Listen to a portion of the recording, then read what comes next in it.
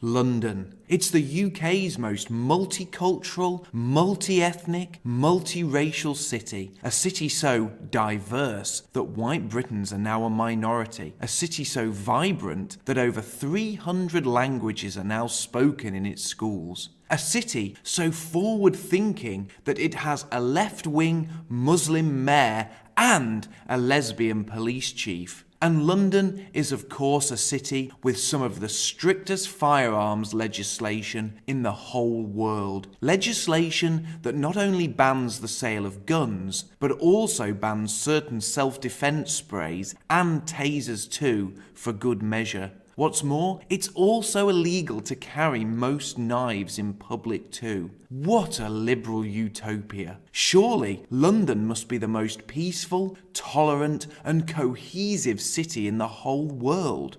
Oh, it's not. London is in fact gripped by such a wave of violent crime that its murder rate has now exceeded the murder rate of New York. The biggest difference in London is that the preferred weapon of choice is the knife, because despite it being illegal to carry knives in public, it is obviously still legal for people to own certain knives. And yes, you heard that right, I said certain knives, because some knives are completely illegal in the UK, and there are restrictions on buying any kind of knife if you are under the age of 18. Now, if you live outside the UK to truly understand how Britain has become a total nanny state, this is the law on knives, and I read this from the government's website, and I quote, "Basic laws on knives. It is illegal to sell a knife to anyone under 18 unless it has a folding blade 3 inches long or less. Carry a knife in public without good reason unless it has a folding blade with a cutting edge 3 inches long or less.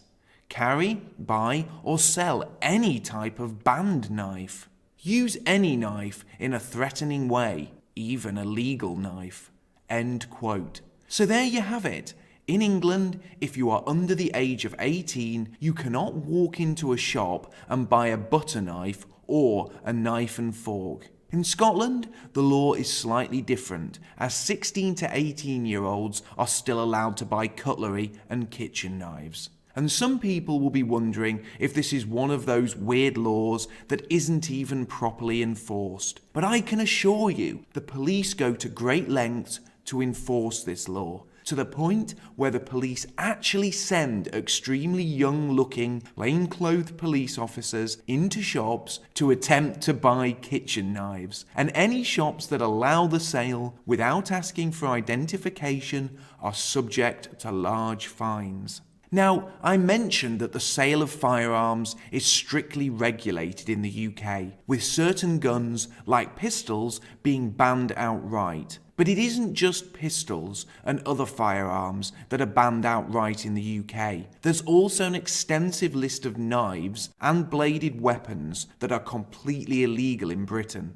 There is a full list of these weapons on the government website, which is linked in the description below. And those banned weapons include flick knives, butterfly knives, zombie knives, which are comically defined as, and I quote, "a knife with a cutting edge, a serrated edge, and images or words suggesting it is used for violence." End quote. It is also worth noting that batons, telescopic truncheons and knuckle dusters are also covered under the ban. But despite these extremely strict laws on firearms, knives and weapons, which are so draconian that in London if you are under 18 years of age you cannot even buy cutlery, London's murder rate still manages to top that of New York's. So how has this happened? What do you think has made London such an unsafe place? Well, according to London's lesbian police chief, Cressida Dick, it's all down to social media.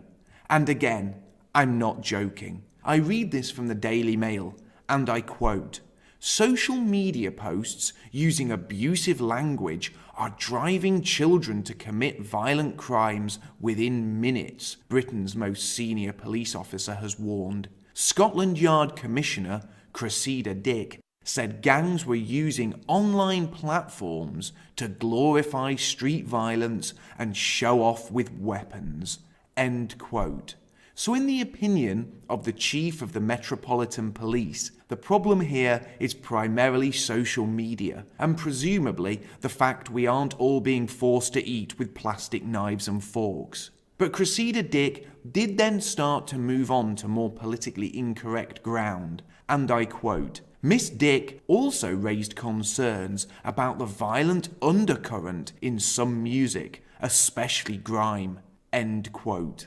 Now, we're starting to get somewhere. Maybe it's not the fault of knives. Maybe it's not the fault of social media. Maybe there is an undercurrent of gang culture amongst certain communities or cultures that live in Britain's capital. And for those of you who are wondering what grime music is, well, it's essentially British rap music, where the lyrics and themes revolve around gritty depictions of urban life. I think that's the politically correct way to say that. But for all the liberal head-scratching over what could be the root cause of this wave of violence and knife crime, I have to ask the question, maybe, just maybe, importing millions of people into London from the Third World and the Middle East who have a different culture to ours was a bad idea. And maybe this has created tensions and imported ways of life that aren't conducive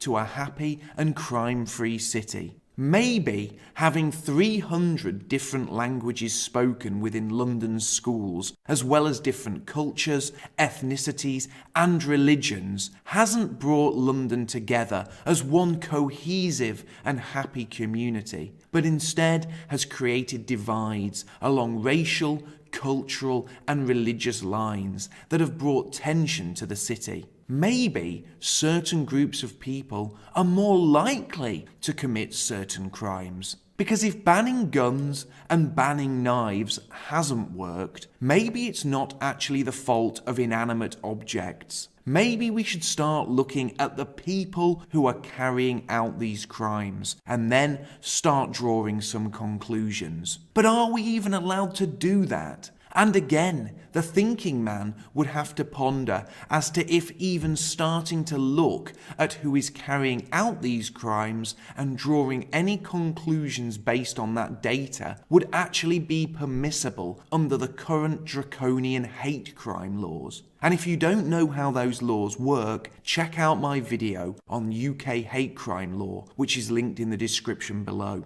Now, if I was a betting man, I would say that looking into the ethnicity of those carrying out these stabbings is the one thing that the politicians and the police chief and London's mayor wouldn't want to do. Instead, those within the politically correct establishment will keep reaching for excuses and keep pointing to red herrings like social media. But let's not simply put all the blame on Sadiq Khan and Cressida Dick. Let's look at what the politicians in Westminster have done to fan the flames of knife crime in London. And this problem goes right to the very top, to our Prime Minister, Theresa May. In the UK, the police actually have the right to stop and search people who they feel might be a threat to others, who they feel might be likely to be carrying weapons. I read this again from the government website, and I quote, "A police officer has the powers to stop and search you if they have reasonable grounds to suspect you're carrying illegal drugs, a weapon, stolen property, something which could be used to commit a crime, such as a crowbar." End quote. I am not going to read all the details on this law, but if you wish to know more, you can visit the government's website, which is again linked in the description below. But I think here we have established that the police do have the right to stop and search people who they feel are acting suspiciously. Now, I have to state that I don't particularly like those stop and search laws, as I feel that a cohesive, homogeneous community wouldn't need them. I feel like these laws have been created to tackle a problem that sprang forth from the breakdown of our society, thanks to the aforementioned issues that politicians and police chiefs don't want to discuss. However, it's clear these stop and search laws aren't working. It's clear that much like the laws that ban firearms and ban the sale of knives, the stop and search laws aren't stopping people from being stabbed or shot. But why is this?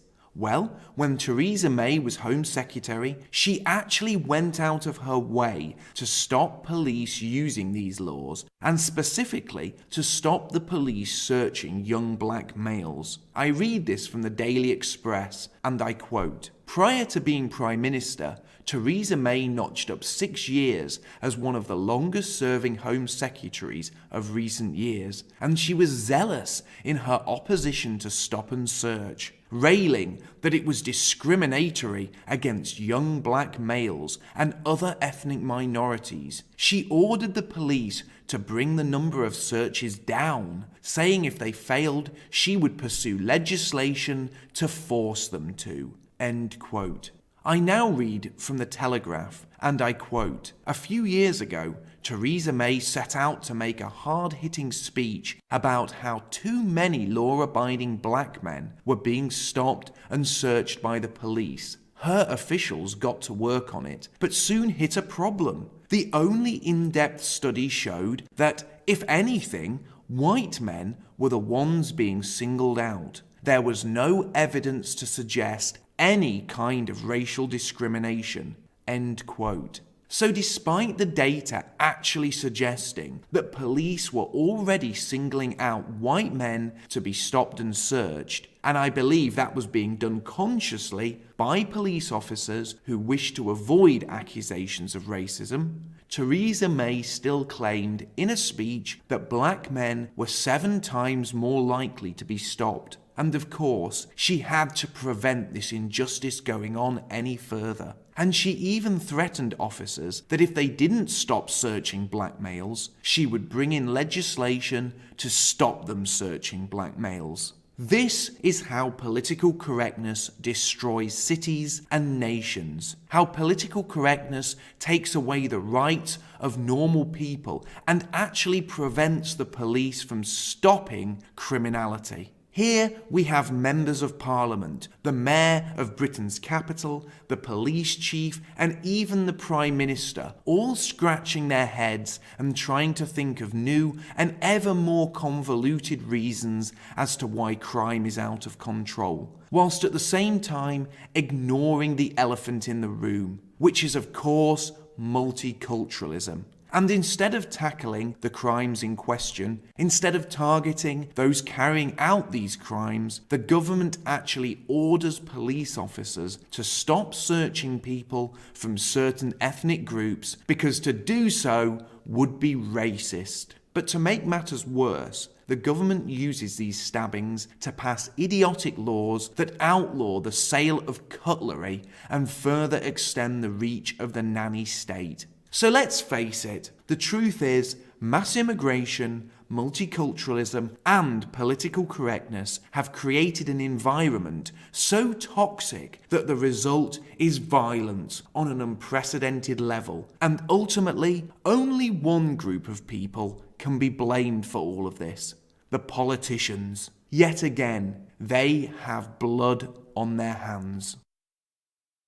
Thank you for listening. If you enjoyed this podcast, please help spread the message by liking and sharing it on social networks. If you want to hear more from me, please hit the subscribe button, as new videos are posted every week. You can also read my book, The Fall of Western Man. It's available as a free ebook and in both hardback and paperback, and all of the links are in the description below. Finally, if you want to join in the discussion with me, feel free to add me on Facebook and follow me on Twitter. Also, you can now follow me on Gab, Minds, and BitChute as well.